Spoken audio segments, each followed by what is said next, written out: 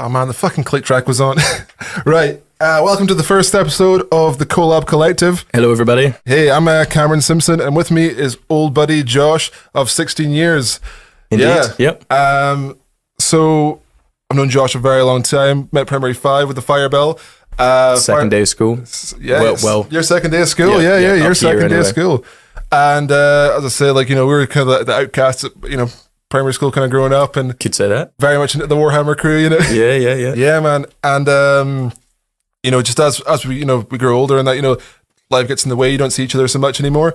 But we're here today, and we're here to make an amazing podcast episode. So thanks for being on, man. Yeah, thanks for having me. Yeah. I feel honoured. First episode. Yeah, quite excited. It's gonna be good, man. Oh man, some good Kolsch. Yeah, cheers. We're drinking some Windswept here, which is a brewery that's local to Lawson. Mm-hmm. And it's the Lighthouse, which is a Kolsch still. Fantastic, man, Yeah. And super close to us as well. Super close. Just down the road. And for the whole keg, like 20 quid, you just can't beat it, man, Mm-hmm. So, speaking of which, obviously, living in Lawson, you moved to Elgin a few years ago, and growing up, for yourself, I've always kind of noticed you've had a massive interest in, language and, traveling, and that's the one constant I've kind of seen, as I said, in recent years, you've been to Spain, Germany. In fact, you just came back from Germany, Amsterdam. So you want me to just talk about you coming back from Germany recently? As I said, you're Berlin, right? Yeah, from the most recent trip, the small one, or yeah, man. Just start with the small trip, and we'll go into it. Yeah, that'd be awesome. Okay, well, yeah, the most recent one, I just went back out for a little week.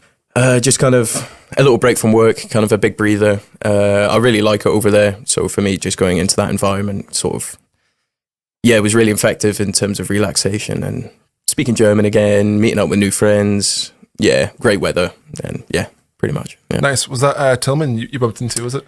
No, Tillman, for the people that don't know, he's a really good friend of mine that is German. He lives in Hanover at the moment. Just when I was over in Berlin studying, just some people that, I met along the road. Oh, nice. So a catch up from when you were studying there, because you studied there for a couple months. Unfortunately, didn't work out, but life's cool, and it's not that things don't work out. It's just that they make way for new things. And Yep. Yeah. So any highlights from this recent trip? Let's talk about it. Let's go into it. Probably from the recent trip. Let me have a little think about it, actually. That's a good question. I think I would probably say one thing that I learned, I was staying at a hostel and I met a few individuals that were sort of traveling, doing freelance work and things. Awesome. It made me think a little bit. I've been to Berlin quite a few times now. And actually with that last trip, I thought, maybe I need to take a break from this city and try and just push outwards, go to other areas and don't become so fixated on one location, which is a little bit ironic because obviously I'm, hopping away from here because I feel like I'm a little bit too attached to it. And then obviously going to another place and realizing I'm actually spending too much time here. I need to explore more. Yeah. Yeah, man, I'm the exact same with Edinburgh. It's don't get me wrong, I love the city. Got a lot of time for it, but you get to the point the 3-day mark, 4-day mark, and you're like, yeah, it's a bit too comfortable. It's there's not that romance of seeing a new city. It's just not quite the same. You've matured with it, and you kind of know where to go. And don't get me wrong, it's still great. You still bump into people on that as well, and very true. Yeah, you establish roots and connections there. But I don't know. There's nothing better than going to a city for the first time, just absorbing it in, even if you're not doing the touristy things. 2 years ago, obviously, I was Berlin as well, and yeah, I remember that. Did I tell you about Mia was getting abducted? Was that a train station or something? So I was traveling all day. I was tired as hell, and I was in the taxi rank. And if you've seen the film Taken, it was basically an exact reenactment of that. But Give me your bags. I was no, not quite. It was just as I said, I was in the taxi rank, and this guy comes to me. He's just like, "Hey, you want cheap taxi?" He was a Middle Eastern guy, and I was like, "Oh, cool, yeah, an Uber." I was too tired at the time. I wasn't thinking straight, and so was it an Uber or an actual? No, it wasn't. Okay. Right. And so he's like, "Where are you going? Where are you going?" I didn't give specifics. I was like, "I'm off to the Kreuzberg district," and he's like, "All right, cool." And I'm walking away with this man, and I get a tap on the shoulder. I turn around. There's 4 security guards there, airport security, and they're like, "Do you know this man?" And me, innocent face, just like, "No." And they're like, well, you should come with us. Yeah, and at that moment there, the guy's not being physically aggressive, but like very passive aggressive, like, you know, like arm over my shoulder, like, nah, he's with me. And he's like, you know, I'm like walking away. I turn around and see that like one of the security teams is filming me, you know, because like, and I'm like, right, what's going on here? Like, right, I'm being filmed in case I go missing. Oh shit. So that was pretty scary. Yeah, man. Like at the time, I was like, it wasn't scary at the time because I didn't kind of realize the extent of what was kind of going on. Yeah, it's just kind of unfolding in front of you. Just kind of happened. So like I was like, so like I went to like I kind of gave them the whole shoulder slip. Went to security. They threw me in a taxi. So con almost abducted. Pro fast tracked in the taxi ranks. So like it's like, you know, it's like swings and roundabouts to be honest. But like the rest of my time in Berlin, fantastic. You know, unforgettable memories. Yeah, it's a really cool place. Yeah, absolutely love it. I mean, you get the whole. It's weird, you know. Obviously, you got the east and west side, and especially the east side, which became more kind of the hipster area because of just the cultural revolution that's kind of happened since the wall breaking down. Yeah, definitely. Yeah, and it's everywhere as well. Like bits of the wall, just like I think there's one in the hostel that I was staying at as well, and yeah. I mean, yeah, you can see kind of this new energy, this new wave of kind of just a united spirit through art, through music. Loads of sources. It's all over the city, man. Really, really cool. You even see it, you know, for example, you saw Mauer Park, the flea market on the Sunday. Yeah, fantastic in the summer as well. Every Sunday, they have like this like mini festival where it's just like, you know, people selling beers. There's a lot like, you know, street artists and performers. If you're ever in Berlin, you should definitely go.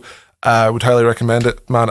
I think at the time, the people that I was with, they were like, we're chatting to this guy and he had a guitar. I was like, oh, cool, can I have a shot? He's like, yeah, man, but you got to buy a beer first. And I was like, yeah, cool. And he was like, you want to buy some weed? And I was like, what? And I was with this Brazilian girl and this Polish dude.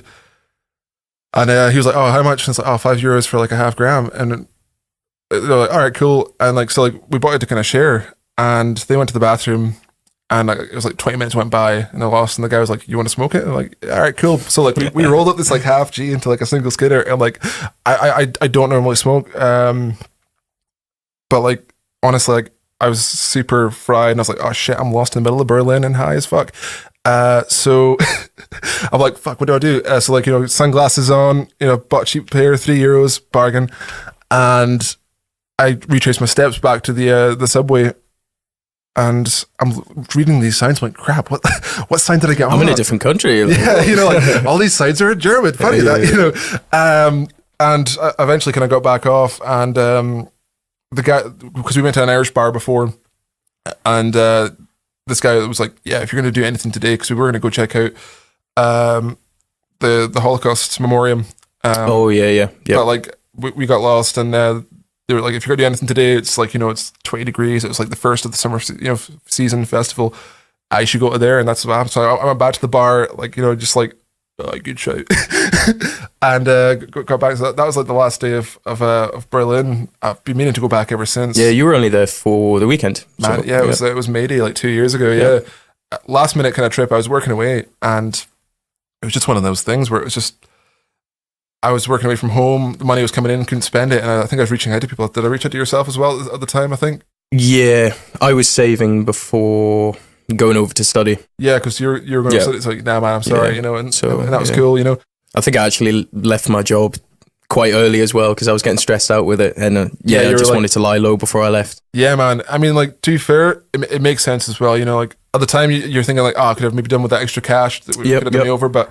I think at the time as well, you know, you were working 2 jobs. I think at the time, where you're not. Yeah, kind of. Yeah, it was kind of transitioning between that as well. So, I've done that quite a lot. Yeah, man. It's just, you know, like long hours. So like I think, you know, you're at that point where like, you know, you look pretty kind of burnt out just because, you know, you're working, saving hard for Germany, and like, but like that's the thing, you know, you took a risk, and yeah, it may not have kind of worked out, but you were there for the month and you were willing to try, and that's fucking awesome, you know. Yep.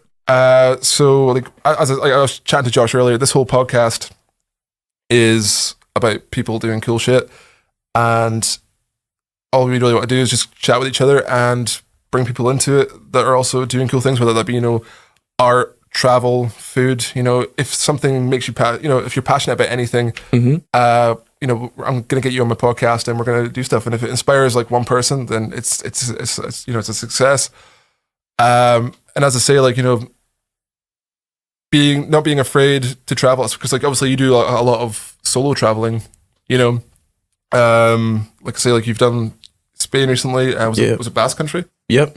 I was there it was like 2 months altogether, I think. Yeah, up in Basque Country. Yeah, nice. So you want to talk about Basque Country and like how, you know, like your experience was, like a lot of your traveling experiences and that, because, you know, there was a lot of days where like you were just like, oh, you know what, I'm just gonna like sleep rough for a couple days and just like enjoy the experience. And oh no, that was another little escapade. Oh, sorry, we'll get into that in a sec. But like with Basque Country, was that you?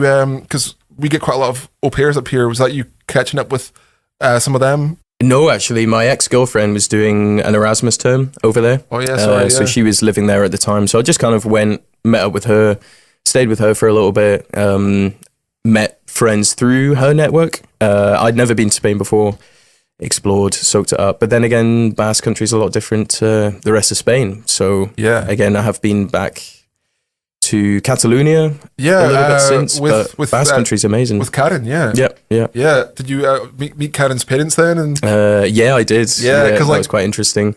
What was it Karen's mum used to call you? Cause like she never used to call you like Josh. She used to go, was it Horst? Was it Jors? Jors. Yeah. That's so cool. It sounds like almost like a Nord, you know? Yeah, Viking himself. Right. So like, when was that? Was that start of the year? Was that like that was just before Christmas last year? Yeah. See, that's the one thing. I'm like, the UK, it's a bit very much frigid. You know, I'm using that as a kind of like a loose term here, but you know, obviously going to. It's just a different culture, man. It is, man. Yeah. You know, you go over to these places, and it's just I don't know. It's maybe just because like we're looking from the outside in, and you know we don't stay there, but you know, even just like, you know, exploring these places, going beyond the tourist things, you know, it just seems like a much more kind of relaxed style of life, authentic as well, and authentic as well. You know, and I think that's like. Me, like I'm wanting to go back to Berlin. You know, it's just one of these places where, as I said, I traveled by myself on that trip, and obviously you do quite regularly as well. But like one thing I noticed is like, yeah, it was terrifying. You know, the first day I was there, I was like, oh fuck, you're in Berlin by yourself. But then, you know, it kind of dawns upon you as well. It's like, wait, you're in a foreign country by yourself.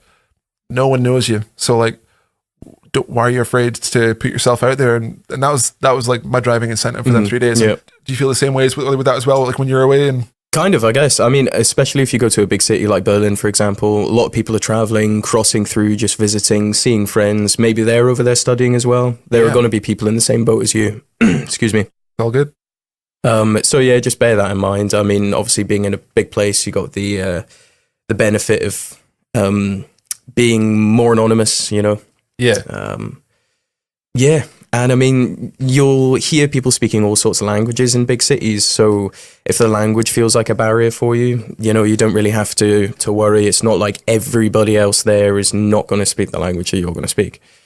At the same time, with that being said, it's always great to make an effort as well, just kind of bridge that gap. And that really enriches the experience too, I think. Yeah. Yeah, man. And you were just mentioning now about languages. Now, languages, as I said, has always been a massive thing that I've kind of noticed about you. Obviously, from a young age, German was the kind of main one because you know, growing up, you spent the first your infancy in Bavaria. In Bavaria, yeah, and like you know, like I remember hearing your stories of like the winters there, especially, and yeah, just all that kind of stuff there as well. And then I suppose now it's more, you know, like you with Karin, you're learning more, you know, Spanish now and basic conversation at the moment. Yeah, you know, just very kind of like yeah. It all starts basic. We all exactly. we all evolve. So like your time in Bavaria, like have you been back in recent years to go back and maybe check out some of these sites? Yeah, I mean that time you were talking about when I was sleeping rough. Yeah. I did a little trek through Germany, and went through back to the south, back through Bavaria. Nice. And I visited the little village that I used to stay in. Went through Austria because we used to travel to Austria quite a lot as well. Yeah. And then dipped down into Italy after that. So. Oh yeah, I remember like, you know, because obviously there's like Rome and there's Yeah, that's right. Yep, Verona as well before that. Verona that's a beautiful city. Yep. So like from this like that, because it was that a month you were away for at the time? 6 weeks altogether. That was in 2015, I think. Yeah, if I remember correctly. Yeah. So like, you know, like your time there, was there like any days where like it was like hard as hell? You know, because obviously like, you know, you were saying like, you know, some nights like, you know, like traveling between cities, you're like, you know, I'll just like, you know, crouch on this bench for the night. just to get to the next place. And that, was there any kind of points of the trip where, because obviously, like I can imagine being there for like a long period of time, there's going to be some lows, but also like, you know, quite a lot of maybe more highs than lows. But was there any like, you know, specific low points that like you learned anything from? Or I mean, I wouldn't say really low points. No. I would say just elements of frustration. Just because before you go traveling, you're like, yeah, I'm going to go here, I'm going to see this, the weather's going to be like this, the experience is going to be like this. No matter how much you try and cut off expectations so that you have a really kind of pure and authentic experience, you're always going to have expectations in the back of your mind. Yeah. And if it's not running as smoothly as that, you know, you're going to get a little bit frustrated, a little bit angry. So it was just, you know, me not being prepared. Like, it was my own fault, really, just kind of winging it. Yeah. I was just kind of going place to place. Oh yeah, this place looks really cool. I'll get the train in the morning. I've booked this room. Boom. Yeah, Airbnb, I'm sorted. Yeah. But I was in Innsbruck and in Austria, and everything was kind of fully booked. There were a few hotel rooms for like €100, couple €100 a night. Yeah. Couch surfing was an option, so I was on the app and looking, and just nothing came through. Yeah. So I just slept behind the theatre. Yeah, man. And went into the bakery, cleaned up with some wipes, brushed my teeth, and had breakfast. So, yeah, man. Yeah. But like, you know, I suppose like trips like these, though, it's like, you know, once in a lifetime experiences, and to actually get the chance to experience that and spend this time traveling, going back to these places that, you know, you've not been to in many years as well, and even finding new places and enjoying new experiences. It's all good. You know, it's awesome, man. Oh man, I'm so rough. Like, I think I've just like, I'm gonna edit that out. It was just like 2-3 minutes of just me just being like, It happens, man. It happens to the best of us. Brain fart, man. Like, I've been up, like I said, like up since 4 o'clock. Body clock's ruined. You know, new job, working all weekend, and had a few pints last night. Hours. You know, and actually seen you out a couple times. Like this weekend as well. You know, man. When you're 18, you know, it's great. You know, like you can go out for like 3-4 nights in a row and you're like, woo, party, it's great. But now it's just like, you know, you go out for like one night and you're like, oh my God, I feel like shit. Yeah. Pushing 2-3 nights. Yeah, that's the killer. Yeah, man. Because like I bumped into you because we were chatting about the podcast on Saturday. Yeah. You were, you're like, Saturday was such a lifetime ago. Yeah. And you were just saying, like, you know, the Friday night, like you're going pretty hefty at it, like what, 7 a.m. Yeah. It was a good party. I mean, you know, I've recently moved into a new flat, and we just had some friends together, had a really good time, good experience, you know. It wasn't planned at all, it was totally random, but everyone really enjoyed their night. That's the best nights. Yeah, and then was working the next day at the tap room. So just had a chilled one after that. So I needed it. Yeah. So like the tap room, that's against the grain, and one of our future guests coming on is Callum Morrison. Yeah, really good guy. He's the manager, right? Well, he's one of the acting managers on. Yeah, he's the general manager. Yeah. So there's obviously the business owner and the building owner. Really cool dude. We'll be getting him on later session. As I said, I've been trying to like pin him down. He's like, yeah, man, I'm keen for it, but you know, it's just one of these things. Just try and match up schedules. It's ridiculous. But now we've got some craft ales for that. Buzzing to just tear into those as well. But I think that's going to be a theme for this podcast. As I say, like today we've got the Lighthouse, and it's going down too well. Actually, I'm going to pour myself another one just now because. Feel free. Yeah, man. You're going through really quick, Cameron. To be fair, like, take it easy. It's going to be good, man. Like, yeah. So I suppose the main thing as well, like, you know, obviously just now, you know, it's Holland and Barrett. Currently, getting into a lot of kind of, you know, health, which is a super important thing to get into. So since kind of working there, you kind of like learn a lot in terms of just like taking care of yourself, like, you know, just cooking with her, you know. Definitely. Do you maybe go into like the likes of that and just? I could fire into it for sure. Because obviously it's cool, and if you have anything to like promote any good health, I'm all for that, you know. Yeah, of course. Pretty much previously all my experience was cafe work, bar work, you know, cocktails, coffee, blah, blah, blah, blah, blah. Yeah. Came back from Germany, worked in a little cafe, didn't work out. Got in contact with the boss at Holland & Barrett, and he was like, yeah, we'll happily take you on board. Joined the team, and obviously that was all new for me. But you have to do a number of courses through the job in order to sort of work there. You know, you need to do a course during your probation period. And if you don't do it, obviously your job is sort of should we keep you? Should we? Yeah, man, it's like it's cutthroat, like especially now, it's like you have a couple months, and if you don't fit the mold, you're gone. But I mean, if you're selling those products, you need to know. Oh man, yeah, for sure. Medications they're going to clash with, and so on. There's so much stuff, and that's where I can imagine as well. If people have certain allergies as well, you have to dietary requirements. Yeah, dietary requirements as allergies. Well. Yeah, just now, like, what's your kind of favorite vitamin that you're kind of going into? And oh man, well, there's quite a lot. I mean, winter time, it's always good to supplement vitamin D, for example, up here, because we get sunshine. Fuck all sun. Like, yeah. I mean, like, even just now, we're talking start of June. I mean, it's warm. It's like it's humid as well. It's like, but it's so dull and grey most of the time. Like what 3 days? Traditional weather. Traditional Scottish weather, man. That and malt whiskey, man. See, whiskey's another thing as well, man. Like, are you recommending any good whiskeys just now? Well, I don't know. That's a bit of a change of subjects. Man, I'm just like fucking spitballing. No, it's cool. Here, man. It's all cool. Yeah, so I'll quickly go back to the other thing. It's not so much a thing as having a favorite vitamin. It's just doing what works for you. Discovering, learning a bit about yourself, taking time to maybe think, okay, my diet's like this. I need to maybe supplement it in this way. And you can do that through your diet or a supplement, So at the end of the day, look at yourself a little bit. Yeah. Learn something about yourself and then take it from there. Okay, so bouncing back to the whiskey. I don't know, man. I'm a fan of Speyside whiskies. Yeah, man. You can't go wrong with Speyside. Sweet and smooth, not too heavy. Yeah, man. I'm not too smoky. Not a peat person myself. I suppose in recent years as well, the Japanese killing the game, man. Mm-hmm. I think that's the thing. Don't get me wrong. Scottish whiskey, it's fantastic. Especially, there's a lot of good ones as well. Especially like Belveni and Aberlour, but. I don't know, man. There's just something about the Japanese whiskies, the Hibikis and they're blends though. They're blends. Yeah, I know, the Hibikis. But I think one thing as well, and when I was working in the whiskey industry, and that it's all automated now. It's like there's no longer room for bad years. It's all kind of processed to a point of where this is the standard, and it's not going to get any better. It's not going to get any worse. Has to stay consistent. And I feel like the art form of that is kind of gone. It's. Yeah, I guess. I mean, in the way that you kind of portrayed that, difference in years and batches and whatnot, you could sort of look at it in a way that recently, a lot of the whiskies, especially local to us, they were age statement, and then age statement almost disappeared, and sort of now it's popping back again. Yeah. Yeah, I mean, you could look at it like that. The non-age statements, they were sort of maybe mixing whiskey 7 years and under. Yeah, like you're talking about like Macallan Gold and Sienna, Amber, that kind of thing. Yeah.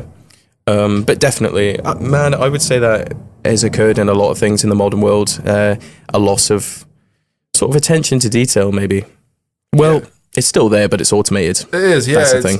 They have their formula, they're kind of sticking with it. But one thing that I've been noticing with the Japanese is, from what I've been reading anyway, it's a lot more of a traditional method they kind of go by. They still do a lot slower boiling process, and they're not afraid to have good years and bad years. Also there's a certain level of quality that's got to come with it. Yeah, you can only have so many bad years.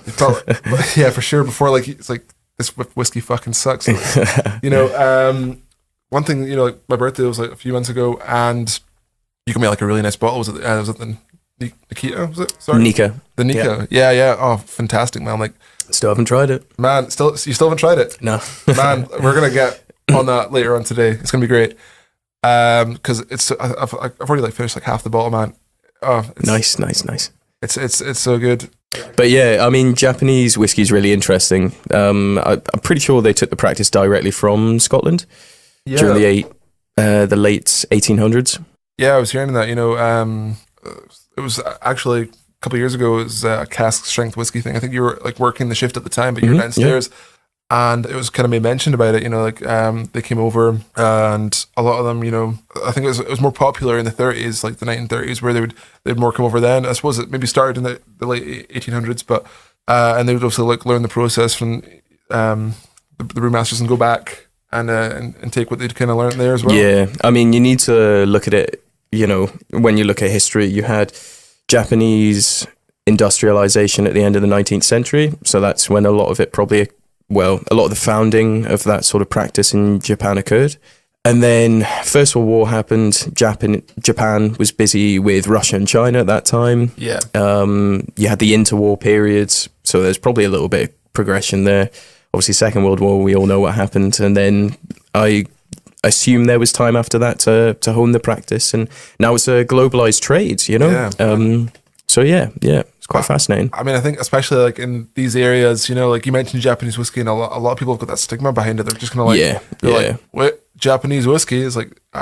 It's great, you know. It's but like I think there's just that pride, I suppose. You know, I mean, I suppose Speyside, was it one of the most concentrated areas for distilleries in the world? Yeah. So like, I mean, like there is that title there, and don't get me wrong, it's a cool part of like this area's history. No, definitely.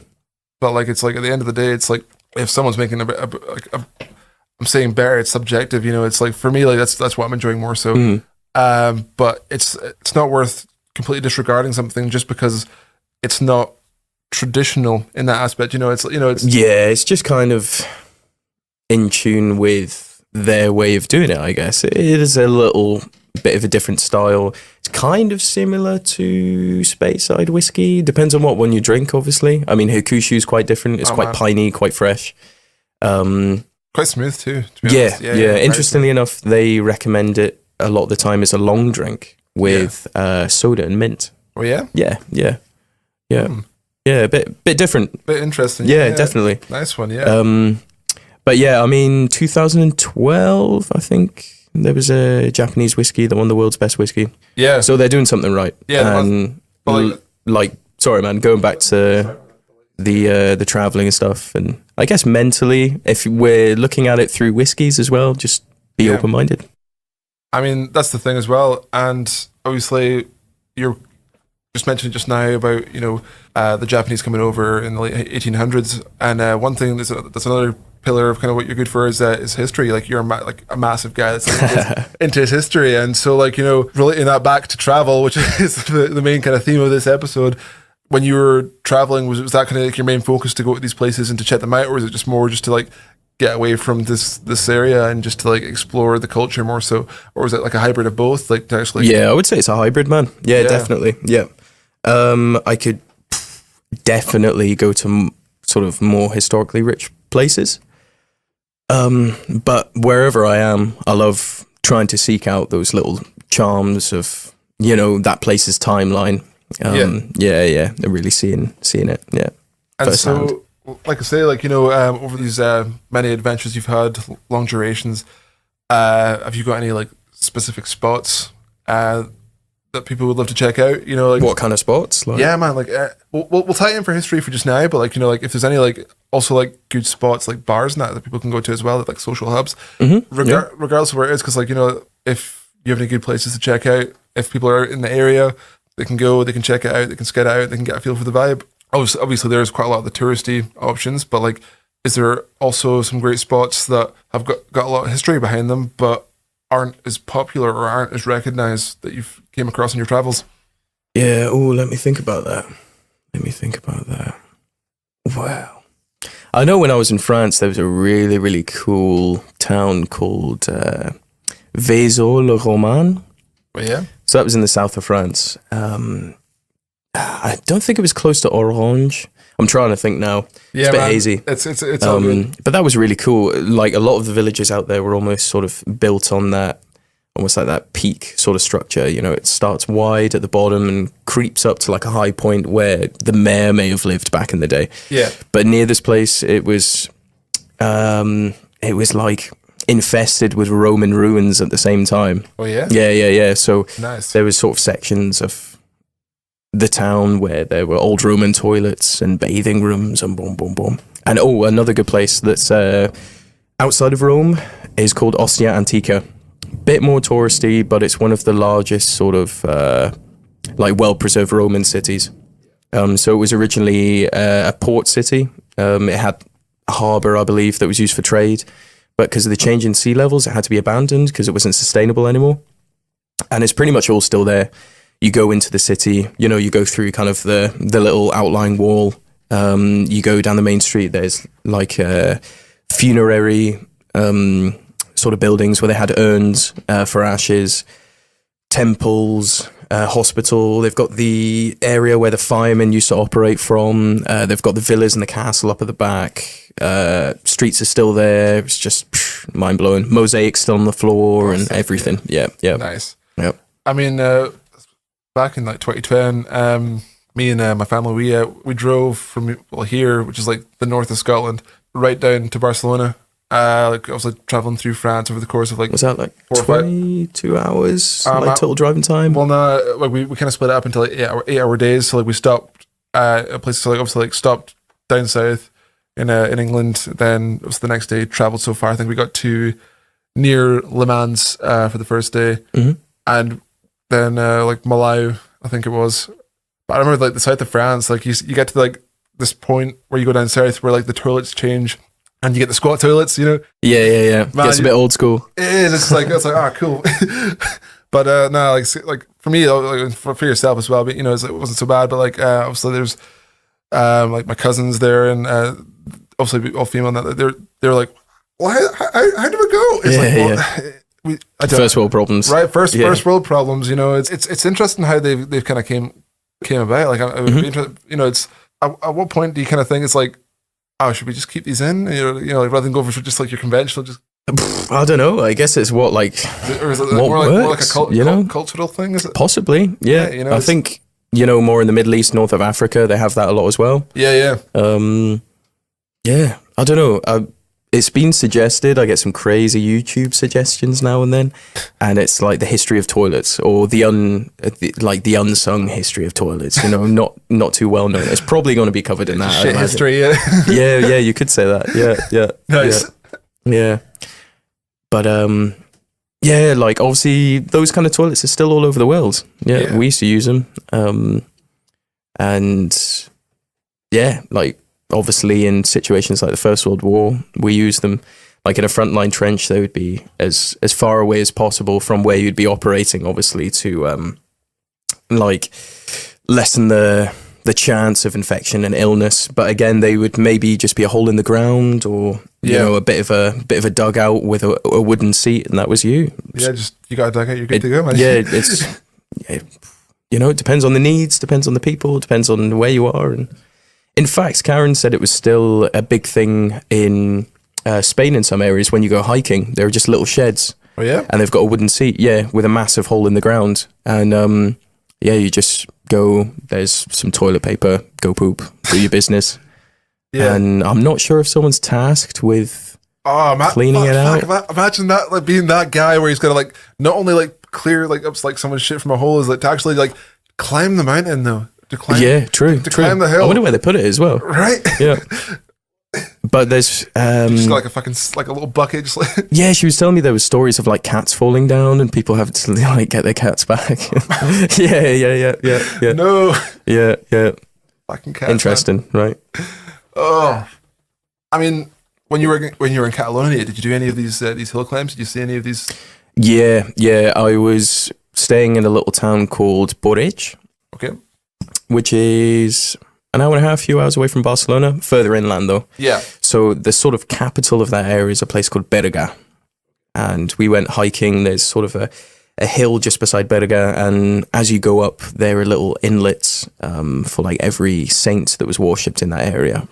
Oh, yeah? Yeah. It's awesome, man. And so you're hiking up and you'll come to a little corner and there'd be like this, not like a cave, like it's carved out, you know. Yeah. And it goes in and there are kind of two little benches on the side and a statue of that saint just posing, and there have been offerings from people, and you know there's the map on the side. Okay, yeah, you can go there to see that saint, or you can carry on this way to go to the top. Oh, nice. So that was really, really cool. So yeah. Like, almost like a monastery type. Yeah, that type of vibe. There was a church at the top as well. I forget. It was like this other sect of Christianity that these people were worshipping. It wasn't culty, just, like Protestant Catholicism. It was just another branch. Yeah. But the church had been destroyed during the Spanish Civil War. And so there was a lot of stuff in there about its rebuilding and that kind of thing. So, I went in, checked it out, paid my respects. And yeah, man. I mean, like, really cool. That's the thing as well. Like, you go away, you see all these Oh, that's we got the animals. The dogs arrived. Yeah. Yeah, we got Millie and we've got Milo. Millie the lab try to like join the podcast. Hey Millie, how you doing? So I think she's gonna. I'm gonna let her. We're gonna pause the podcast for 2 seconds, but we'll be back. Yeah, cool. And we're back with 2 Kolsches. yeah.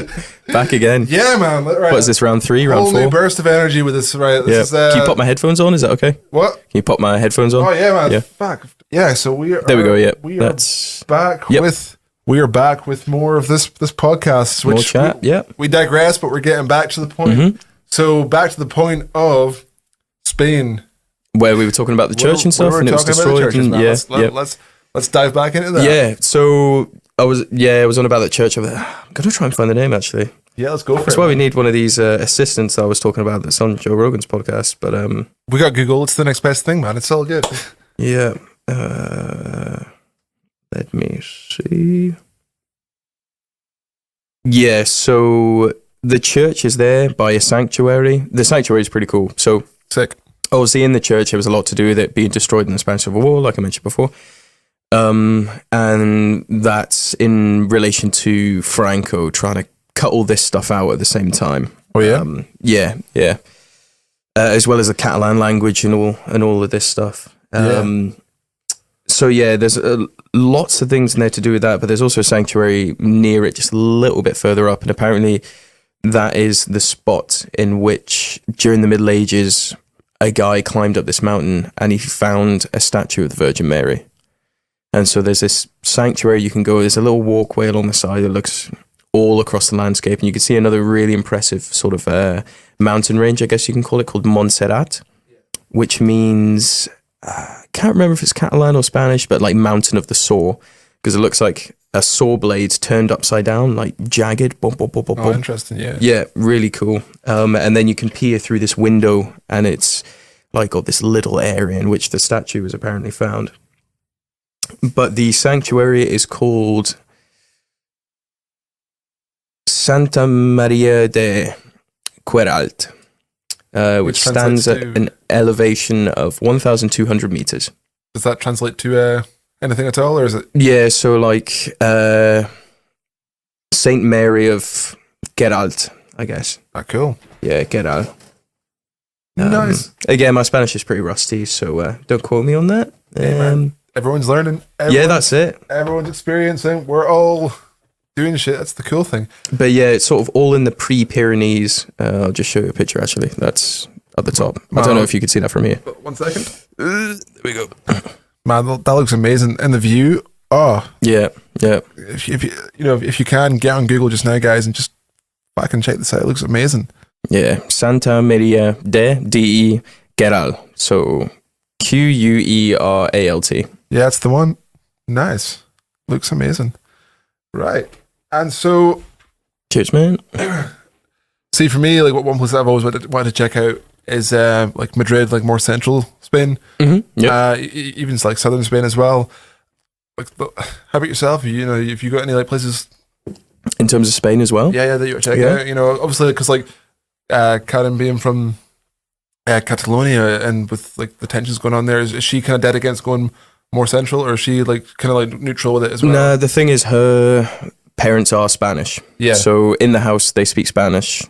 Out in the village, everyone speaks Catalan. So on the streets, they'll speak Catalan. Okay, so it's so it was cool going to the pubs out there and experiencing Catalan. It's quite different to Spanish, more so than I did expect. Yeah, but they were so accommodating, so friendly. They were really impressed with the fact that someone's trying to make an effort.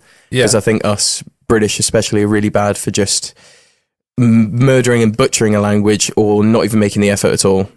Kind of, I'm making a general assumption here. Not everyone's going to do that. No, I mean, I noticed that, especially like when I was in Berlin. Like people want to help you out. If you're trying and it's not quite right, they'll be like, "Oh yeah, no, it's this." And a lot of them can't speak English, but by you trying and making the effort, it means a lot. Yeah, it's just that bridge. Yeah, because we have that stereotypical image of. Yeah, 3 pints of tenants. Saying it louder and slower if it doesn't work. And a triple vodka and Coke. And it's like come estas. You know, it's like three points. It's like no, like it's like at least try, even get a couple words just so like you can kind of bridge the gap. Exactly. Yeah. And I mean it's just do that. You know. Yeah. I mean, especially, you know, like us Brits, you know, like we think Spain, we think, you know, Barcelona, we think we think the Canary Islands more so, I think, as well. You know, you've got all your party destinations as well. And you know? I think we kind of see it from that as well. And it, in a sense, I feel it's a bit like you know, ignorance, but you know, it's people aren't really saying anything as well with it, which is quite, you know, it's if. Especially like if the communities there realize, oh, people are coming here to party, they'll, you know, I don't know, just build hotels on the coast and take advantage of all that money, which is then taking away from the attitude of maybe people that actually want to go and look at the history, the customs, the culture, because they know money's coming in from, you know, all these people going to Malaga or Ibiza or whatever. I mean, that's the thing. These islands, I'm quoting here, party islands, you know, there's so much stuff on these islands beyond just the partying and the resorts. You know, you go beyond. There's, you know, all this great architecture. You know, there's so many. Obviously, a lot of it is religion based and inspired through religion, but like, you know, just taking like the time to actually like explore these and do that as well. You know, it's not for everyone. Some people just want to go to you know, on a holiday and enjoy it by a poolside, you know, and that's cool as well. You know, like if you just like spend your week just by a pool in the sun, cool. But like, you know, if it interests you at all to do that, you know, try dig a bit deeper, try and make a bit more of an effort, try and just put yourself in a situation where it's like, oh, you know what else has this place got to offer? And I think that can be maybe applied to every situation. You know, like earlier on we were talking about, you know, traveling away from things, but I think one thing that we kind of disregard is the fact that there's so much on everyone's doorstep. Like, you know, for us being where we are, you know, especially, well, we're in Lawsy just now, so we've got the two beaches, and there's like a lot of like war history from there as well, like Second World War. Like we've got the anti-tank stones on the beach, like the East Beach from the old like local railway station. And that so all them dunes are made up from like old railway carts. But so I've heard, yeah, man. Yeah. It's but like. And then, you know, you've got the Cove as well, where the Cove's such a cool place, right? Yeah, man. Really, really cool. But I think that's the thing, you know, like you get used to the beauty, and it kind of like dulls it a little bit, you know, like, and I think with that in mind as well, like it's always refreshing, I suppose, you know, like we have been talking a lot about escaping, going to these places and that, but there is also a lot to offer within your local area. Very so true. much, you know, sites, so much hidden gems that are there to explore, but I think just because it's there, we ignore it. We see like this further picture of like, you know, like this place sucks, everywhere else must be better, but like, you know, it's... Yeah, you've got a good point. And I mean, if you're overlooking that and you maybe become, what's the word? I don't know, you maybe become ingrained in that sort of attitude. A bit jaded, I suppose, yeah. Yeah, in a way. But people are like, you know, for example, someone that's like fixated on the party, you know, It's almost like looking for quick rewards for self-approval. Instead of going out, maybe bridging a gap with language that we spoke about, looking for hidden gems. And I mean, Spain is really, really unique in the sense that there's so many different areas with massive differences in culture. Yeah. Like, for example, Basque Country is very different to Catalonia, or you have Andalusia, which is down in the south, which is, again, quite different. The architecture is different as well, because they were occupied by the Arabs for a long, long time. Oh, yeah? Yeah. Nice. Didn't know that. They were called the Moors. So during the Middle Ages, a little bit later, like the Crusade period, obviously the Arabs and the Saracens, as you would call them, were in the Middle East, sort of spilled over North Africa and even into the south of Spain. And there's a period in Spanish history called the Reconquista, I think, like the reconquering. Oh, okay. Yeah. And it's all about sort of that phase. It was part of the Crusades, actually, them taking back the rest of Spain. So down in Andalusia, there's like beautiful sort of Arabic inspired architecture, mosque. Nice. Like there's it's really famous actually. Back on the Google Assistant. Yeah, man. It's who needs a Joe Rogan assistant? Yeah, exactly. We've got the modern day version. It's just Yeah, I should know it. It's just slipped my mind. that's the problem with this lighthouse, man. It's just going down so smooth. But yeah, another interesting fact. Apparently, quite a large percentage of Spanish language uses Arabic words. All right. Okay. Yeah, so if you look at a lot of words that begin with al, for example, they were most likely borrowed from Arabic. Like, for example, alcohol comes from Arabic. Oh, nice. Al-Qadi, meaning mayor, comes from Arabic. See, it's quite funny because, like, a lot of these Arabic countries are dry countries as well, and it's funny how with the term like alcohol, if that was adopted via language, it's funny how it's kind of like came to be. Yeah, there have been like various studies done through language looking at why people might cut out or not use different sounds because of the climate. Yeah. So, for example, in Andalusia in southern Spain, they miss out a lot of the S's. All right, okay. Yeah, and that's because you give out moisture from your mouth. According to the study. That's pretty cool. Yeah. Yeah, 'Cause, yeah. like, obviously, if in like hotter climates, you want to preserve that Yeah, moisture yeah, and yeah. that's really cool. Yeah. I don't think it's consciously evolved in that way. It must be a subconscious thing, maybe. Yeah, I think one thing is as well is like, although like we as humans have not really evolved for millions of years, one thing that does evolve is communication and the platform in which we do it. I mean, I suppose now it's it's our phones. It's like we're more comfortable now in a majority scale. Not saying in everyday scale, but like we're more comfortable now chatting through a phone than we are chatting face to face. And we're now in this kind of next point of social evolution, which I suppose it's a good thing and a bad thing. It's a blessing and a curse. I think in a lot of ways, having that instant access to reach out to because you can now speak to anyone. It's like it's insane, man. There we go. Sorry, I found it. Sorry to cut you off. It's called Alhambra in Granada. Yeah, nice. Yeah, a big palace with sort of a central pool, loads of pillars.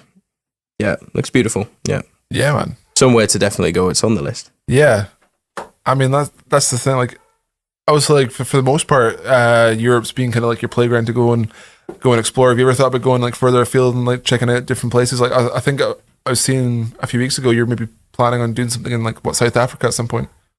Yeah, that was kind of just an idea I was toying with. Yeah, quite a while back. I don't know. I've mainly only been in Europe. I guess that's due to time constraints and money as well. Yeah. I know there are some really cheap places out there. People say, Vietnam, Cambodia, Thailand, super cheap, blah, blah, blah. But it's getting there, Yeah, of course. And I feel like it will be a waste because it is so different to what I know. I feel like it will be a waste just going out for a weekend or just a week. I feel like I would need more time. And just now, it's time is the main thing as well. It's Yep. But yeah, there's so much to see. I mean, I did that Russian course recently. I quite want to see a little bit of Russia at least. Yeah. And I mean, it's still in Europe, but even Eastern Europe, it's a bit different. That would be very interesting. It's got quite like a vibrant, dynamic history as well. Yeah. And then sort of Anatolia area, maybe like Turkey. I know, further towards the east can be a little bit unstable.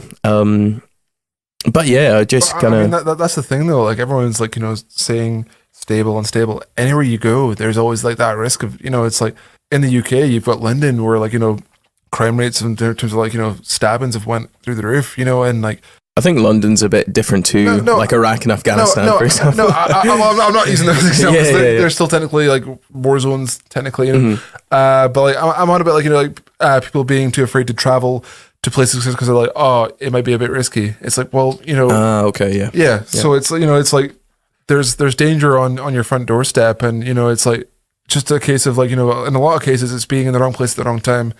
And that can happen anywhere, and for people to put off going to a place just because, something happened. Or they don't know something or they're not confident enough. Yeah. Yeah. Like, I can imagine, like, Russia, don't get me wrong, I've always wanted to kind of check out Russia. I think the history is a dark history, but at the same time, In a lot of ways, yeah. But it's such, different. It's such a cool place. Like, I mean, like, there's like the Red Palace. Like, I'd love to see the Red Palace. You know, there's a mixer that I kind of follow, like on social media called Joel Wanasek, and he's his wife's Russian, but like he's over in Russia just now, and like just like seeing some of these photos of like him over there and like the food as well, you know. And I think if you go into it from a perspective of wanting to embrace the culture, and like you say, like, you know, you learn a bit of Russian, then you're maybe planning on going over there as well, is, you know, if you are willing to make the effort, you know, people are still people, and for the most part, so as long as you're not in the wrong place at the wrong time, yeah, you know, you're gonna have a great time. You're gonna have these amazing experiences, and people are gonna be good to you. You know, but again, it's being in the wrong place at the wrong time, and that can happen anywhere. You know, like you can be literally in your local town and something bad happened to you, but like to hear things in the news and be like, well, within reason, obviously, if there's like, you know, like, oh, a war is broken out in this, you know, there's a civil war. It's like, you know, maybe like avoid that for like for a few years and that, but like to like sort of like, you know, like a couple of years ago, and I keep bringing things back to Berlin because it's the common ground. There was the incident with the lorry driver. Went through the Christmas market. Christmas right? market. Yeah. I mean, fucking terrible act. But you know, that was a case of like, you know, and same again with Paris, France. Like, big thing. I remember like watching a 3-part documentary on Netflix with that, and that like hearing like the people, because like it was the equals of death metal, and people that were at that gig that survived that gig, they were going through the whole experience of that night, and I was like, you cannot imagine that stuff. But that is a case of wrong place at the wrong time. But if you have that mentality where things are always going to go wrong, you know, it's like you're never going to experience. And that's the thing as well. You know, it's fear is not a way to kind of do it. Like these places, like 99.9999% of the time, are good places. You know, again, anywhere you go, there's going to be like some negative there. There's always going to be like that stuff there. But it's kind of checking in. A great piece of advice that I got given was like last New Year.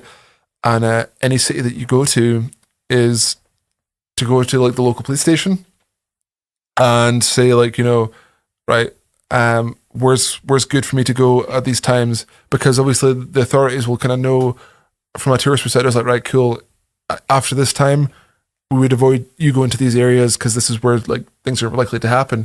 You know, by doing something like that, like what you spend like 20 minutes going to a police station and just asking, you know, you're informing yourself, you're keeping yourself in the right, and you're reducing your risk of that, which eliminates a lot of that fear. And I think if you're like that paranoid, that is a good move. Yeah, but I don't think every place you go, you need to hit up the police station and. Do you know what I mean? If you have doubts, you know, and it's, you know, like it's better to kind of do that and to like spend 20 minutes of your day going there and be like, hey, I'm a tourist here and I want to go exploring. If you have like people within the city, it's also great. Hostels are great as well because like everyone's in the same boat. Yeah, and you know, you meet so many cool people at hostels, right? Mm-hmm. Yeah, I'd agree. Yeah. So like going back to Germany as well, you know, like your time in the hostel on your latest trip. Did you meet any interesting characters? I'd love to hear about that. Yeah, I met some cool guys. There was a freelance copywriter that I met from New York. Yep, really cool individual. He spoke Russian as well. His parents were Russian. So I had a little try at that. It's been a while. There was another guy from London as well. He's doing a bit of consultancy at the moment, just over the phone with clients when companies contact him. Yeah. And he's living in Medellin in Colombia, which is famous for Pablo Escobar. Yeah, I mean, Colombia, that was a place that you wanted to check out a few years ago, wasn't it? Yeah. I think about these places all the time. Or was that Cambodia? It was one of the two, wasn't it? When I was 17, I was thinking about Cambodia. That was for teaching English. Yeah. Which is something I'm still toying about. Latin America, though, is definitely on the list. Yeah. I think I'm a bit of a dreamer with these situations, like especially when I talk about time and money. I mean, it's dreams until you make it reality. You know? It's like if as I say, like I've got every hope of confidence that it's like, you know, it's like yeah, just now it's maybe not working in your favor, but like, it's like if you want to make it a reality, and you want to put the time into it, like, there's no maybe stopping you in a few years down the road. As I say, like, we are only 23, there's so much time potentially. If we're not in the 27 club. Right. Well, I'm hoping though, anyway, Yeah. No, plenty of time. Like I'm not that great of a musician, and nah, dude, come on. You've invested a lot of time, a lot of money. Man, like that's the thing. Like I just want to be a good dude, I just want to make music and help people make music as well. That's it with that, But like one thing that I kind of realized with it as well is like I listen to like a lot of musical podcasts, and the industry's changed, man. Like, and I mean there is lying principles where it's like, I think it's just life philosophy. It's just don't be a dick, but at the same time, although you've got friends in this industry, you have to be a bit ruthless with certain things. Just it's a tough industry, and like I'm not in the industry. I just listen to guys that are for just now. But it's if you're applying to something and you think you're good for it, you've got to make sure that you're the best for it. And I think that's a good philosophy to kind of keep into any aspect you've got. Yeah, I think the rule is like being assertive but moral at the same time. Yeah. I mean, not to the point where like you're traumatizing people. You're like, oh well, fuck this guy. Like he's my best pal. I'm gonna just like throw him under a bus. Like at the end of the day, it's like, you know what? He was the better dude for it. He's got it. But like I need to try harder. And I think that's the thing as well. It's like a lot of people they have the first blow of defeat and they're just like, oh, what now? It's like, what do you mean what now? It's like you've fallen down the once. That's the new challenge though. That's the next step. It's like as long as you can kind of pick yourself back up and relating that back to fear as well. It's like fear with traveling. Like to be fair, like as I said, like a big thing for me was traveling. And again, I've not actually been anywhere in the past couple of years. Just with like the way that I've been kind of pursuing and my interest, I'd love to go travel again soon. But prior to that, I put off going away for a long time just because I was like too afraid of that. Like, or I was like, oh, like what if I, like, and that's the thing is like you shouldn't be worrying about the what ifs. You should just, just be kind of doing, and taking it as it comes. Obviously with a reason, with a contingency plan, and like, like don't just be like dropping everything and being like, oh yeah, I'm going to do this, but not being afraid to try things, pushing yourself into that uncomfortable area. Like if you know it's going to be good for you long term, like, and like, don't get me wrong, there's been plenty of situations, and I don't know if about yourself with traveling, like where you're like, I kind of want to go here, but I'm not sure, I think in them situations, like if you have the resources and you genuinely want to go, but your body's kind of being like, oh, but what if? It's like, no, you should just kind of push beyond that fear. And no matter kind of what you're doing, whether that be, music, interest, or whatever, who cares about what people think, and failure is part of learning. Yeah. And one thing that I admired about you going to Germany to study was, cool, it didn't work out, but at least you fucking done it. At least you actually went. Yeah. You made the conscious effort to save some cash, go out there. It didn't work out, but you know what? You stood by it. And not caring about that, you came back to open arms. And that's the thing. It's like if you have a good network, they're gonna be there for you. Yeah. And a lot of people, that may be listening to this will probably think, oh, why didn't it work out? What happened? Blah blah blah. It might be easy to stay over there, did it? But it's just due to personal circumstances. A lot of things that happened with my ex-partner, and obviously, and then, like we don't need to go. Yeah, exactly. Yeah. But again, like going back to the fear of it. People take hits in confidence. They get pushed back. I think like a theme for this current generation with the whole online social media bombardment is it almost gives instant approval. Kind of, you could talk about like that dopamine fix and looking into it and things like that. But I think almost it gives more room for overthinking to give more space for fear. Yeah. Whereas maybe back in the day, it was just you read it in a book.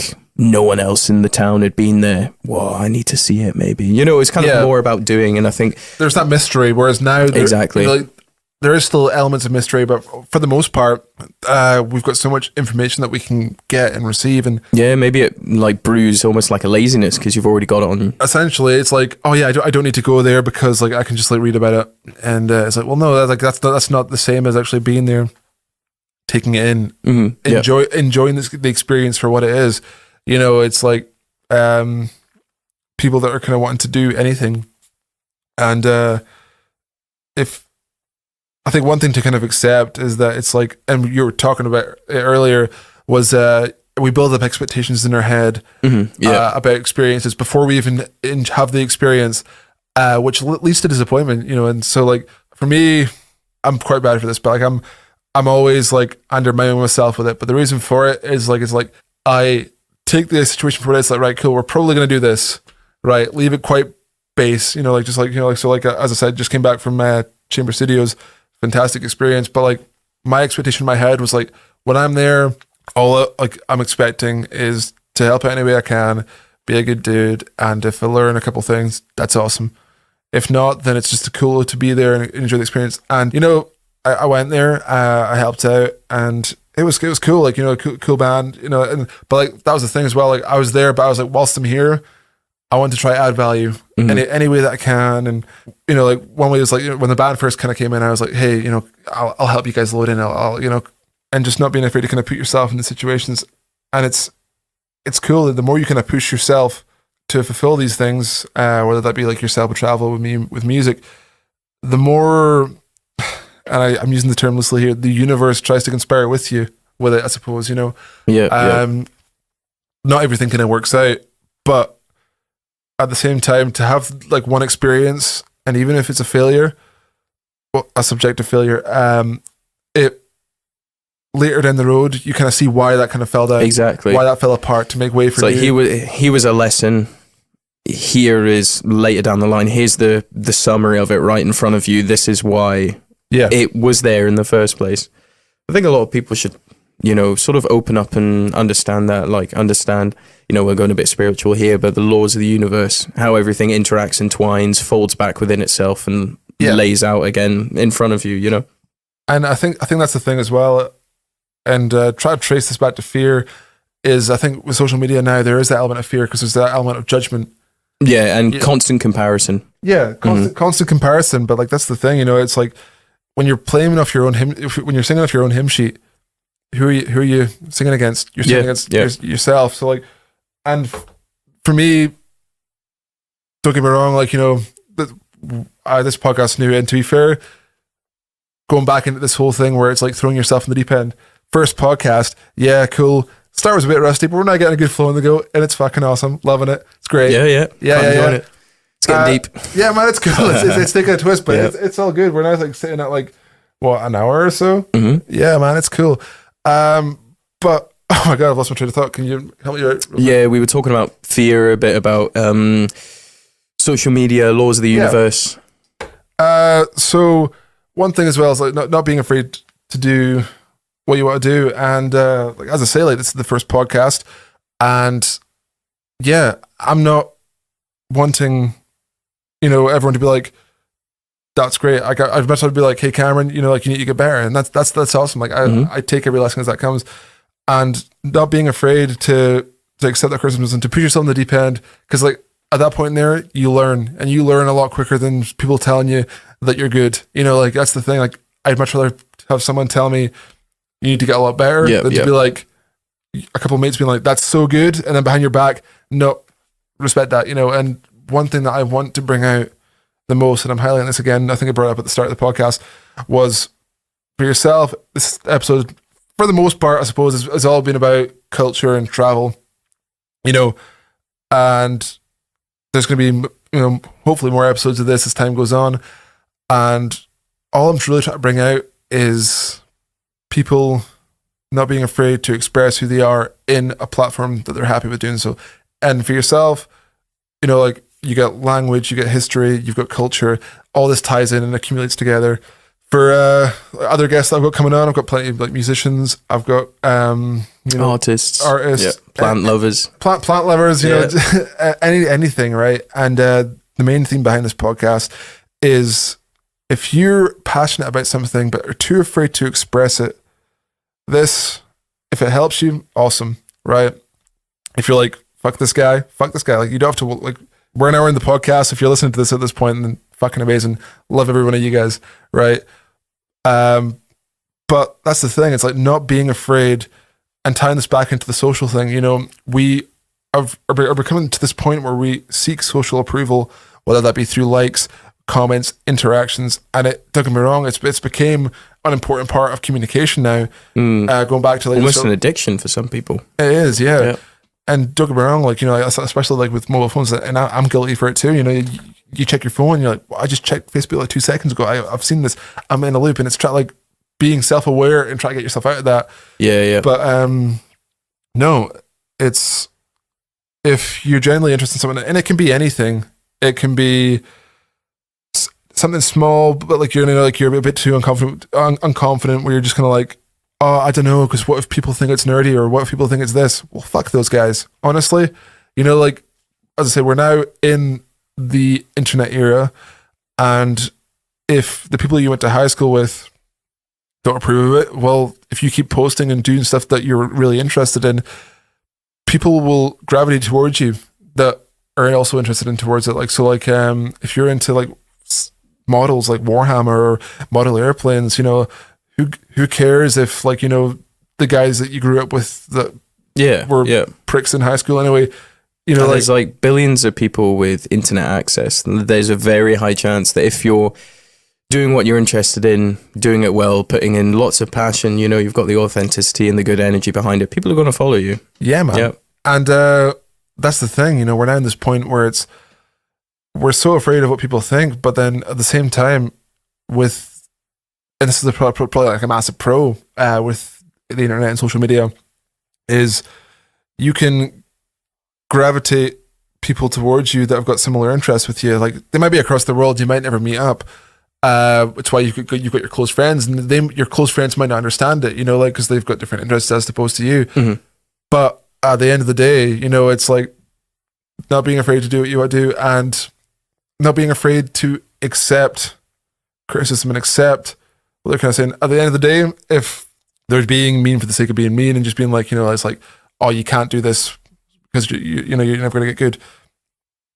Well, that's for you to decide. You know, it is. You know, it's like, oh, why you got to travel there? Why are you doing this? It's like, why do you care? It's like, honestly, it's like, there's sort of like, something I've been looking into recently is Stoicism, which is kind of a form of philosophy that has its roots in ancient Greece. And it was quite political, sort of politically pioneering in a lot of ways. It was new, but it was applicable back then. And I think even more so it's quite applicable now. But one of the sort of angles of this philosophy looks at how everything out of your control you can influence, or you can't control it. So why try and control it? Why waste energy on it? But everything in your head, your emotions, your actions and your reactions are all within your control. So focus on that, better yourself. Emotional intelligence. Exactly, yeah. I mean, that's the thing, you know, like, there's so many external factors that are out with our control, and that as you said, it's all the reaction. You know, it's like, how are you going to react to this? You know, are you going to overreact where it's like, but are you going to like just take a step back and be like, right, what am I feeling just now? I'm feeling anger. Why am I feeling angry? Mm-hmm. I'm feeling angry because of this. Why? It's like, oh, because this person's thinking this. It's like, well, are they? And chat about it. And when you break down them steps, and it is it's something you got to learn, it's something you got to train yourself to actually do. Because like, I think subconsciously we go from 1 to 100 real quick, depending on, you know, your emotional intelligence. And it's okay if you're one of these people that does do that. But it's being aware of that as well. Yeah, and once you start to become aware, I think we're all guilty of it. Sorry, man. I think we're all guilty of it. But yeah, sometimes you realize that half the jumps through different emotions and mindsets are not even necessary. Yeah. You know? Yeah, man. I mean, like, one thing was Ian. I've got him scheduled on, but for one of the podcast episodes, if he comes on, we'll see how he does. Fiend's a bit of a party animal, but no, I done 2 songs for him, and I think we agreed on a payment plan, and he did. Point being is like he didn't really meet up to the expectations of the payment plan, and I started getting really pissed off. And I was like, I was getting angry, and I was confronting him about it. And then the more I was kind of thinking about it, it's like, why am I wasting all this energy? Why am I? Because at the end of the day, the song's out, the song's done, right? It's like, rather than being like, and it took me like a few weeks, because like I was like at 100 for so long, and it wasn't until like a couple weeks afterwards where I started to begin to internalize it, and I was just like, right, you're making a scene of something. Like at the end of the day, yeah, you spent all that time working on this, and is your friend, and this should have happened. But like at the end of the day, the song's out there. People are going to listen to the song. People are enjoying it. And it's like, why are you mad at the end of the day? It's like, yeah, it should have worked out. And I've learned from that now, rather than being to this point where it's like, oh yeah, we'll just pay it when it's finished. Now it's like, right, cool. If you want to work with me, I'm going to ask for 50% up front. And that's a learning thing. So like, now it's like a case of where it's like, don't get me wrong, we'd still like to see the rest of the money, but if it doesn't come, then it's like, right, whatever. It's like, I think the lesson there is to not let that happen again. And to not let that happen again, it's like, right, cool. Rather than being pissed off at this happening, being pissed off at the fact that it's like you weren't more dominant in the situation, where you're kind of like, right, cool, well, next time I'm going to do this, I'm going to do like that. And as long as you kind of learn from it, and you're not deliberately just burning bridges because, like someone, yeah. Because I mean, that's the thing, like Fiend's still like one of my very good friends, and at the end of the day, is is your relationship with this person worth the extent of like, X amount of money, and over trivial means, and to which point it's like, no, it's not. But like, you know what, you learn, you improve, you get onto it. And with this note, man, I think we're gonna call the end of the podcast, man. Yeah. It's been amazing. To be fair, rough start, but like, hey, it's the first podcast. What the fuck do you expect, right? I think we digressed and sort of fell into a good zone of conversation. Yeah, man. So if this is posted and people listen to it, I hope they find it relatively interesting and take something from it. Yeah, thanks for having me, man. Man, it's been awesome. We're probably gonna go drink some more of this Lighthouse, and maybe head. I quite fancy food as well. Yeah, some food as well, man. Your burrito tattoo is oh man, like, got me going. So yeah, got a sketchy tattoo like last week. That was. But it was to symbolize my week in Edinburgh, going away to Chamber and that, and it's, I'm super keen for a burrito now. But too right. Anyway, guys, if you're listening this long, thanks for listening, and there'll be a new podcast coming out soon. I'm going to try to do a frequency of every like 2 weeks. So if you like this episode, agree, intro a bit rusty, but hey, we're learning and we're improving together. And if you have any comments, please feel free to message me. And because all I want to do is get better. That's it. Anyway, Josh, thanks, man. Appreciate no worries, it. dude. I'll try and high five you across the distance. Yeah, there we go. Cool. There we go. Right, peace out. Ciao. Thanks.